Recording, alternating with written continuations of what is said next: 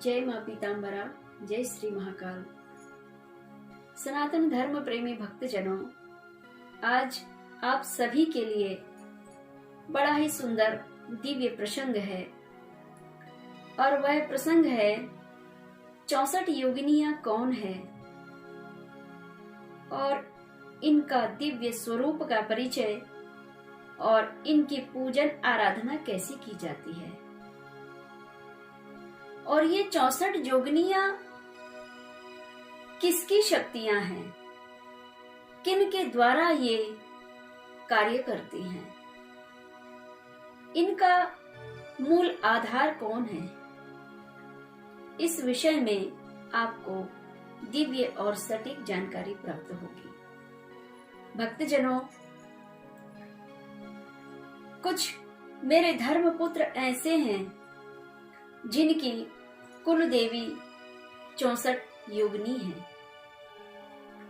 और वे जानना चाहते हैं कि इनकी पूजन आराधना कैसी की जाए।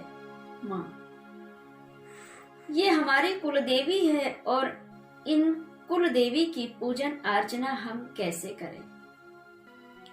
हमारे पूर्वज चले गए, हमें बता नहीं पाए कि ये हमारी कुल देवी हैं, लेकिन हमारे दूर के कुछ रिश्ते के दादा और परदादा लोगों ने हमसे बताया कि बेटा तुम्हारी कुल देवी 64 योगिनी है। किंतु माँ, हमें ये तो पता चल गया, लेकिन हम इनकी पूजन आराधना कैसे करें।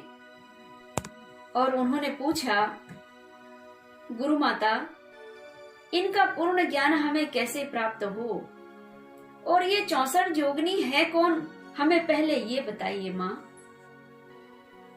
उन भक्तों के लिए मेरा यह बड़ा सुंदर प्रसंग था। मैं उन्हें बताना चाहती हूँ कि भक्तों, यह 64 योगिनी जो है माँ पार्वती जी का ही शक्ति स्वरूप है। माँ पार्वती जी की शक्तियां ही 64 योगिनियों के रूप में विद्यमान है। इन योगिनी की मूल आधार माँ भगवती पार्वती जी ही हैं और 64 योगिनियों के साथ में भैरव भी हैं। भगवान शिव का दिव्य स्वरूप है भैरव स्वरूप। जो भक्त देवियों की आराधना करते हैं उन्हें भैरव की आराधना करनी ही होगी।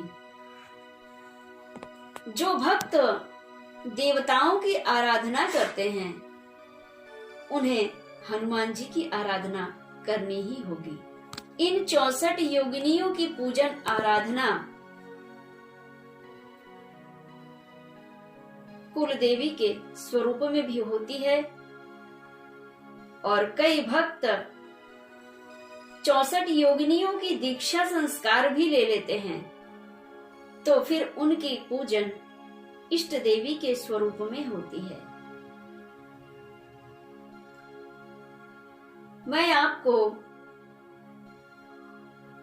सामान्य पूजन के बारे में बताऊंगी। सामान्य पूजन आप करते हैं कुल देवी के स्वरूप में। 64 योगिनी की भक्ति भी बड़ी कठिन भक्ति है। कुल परंपरा के आधार पर आप पूजन करना चाहते हैं तो इन देवी की एकदम सिंपल पूजन है और तंत्र पद्धति अपनाकर आप इनकी आराधना करना चाहते हैं तो उसके लिए फिर सतगुरु की कृपा पाना अति आवश्यक है, क्योंकि तंत्र क्षेत्र में इन देवियों को बलि दिया जाता है। बलि यानी कुम्हड़ा की बलि, नारियल भी बलि का ही प्रतीक है। और जब आप पूजन करते हैं तब आपको नारियल भेंट करना चाहिए, माता रानी को भेंट करना चाहिए, फोड़ना नहीं चाहिए नारियल।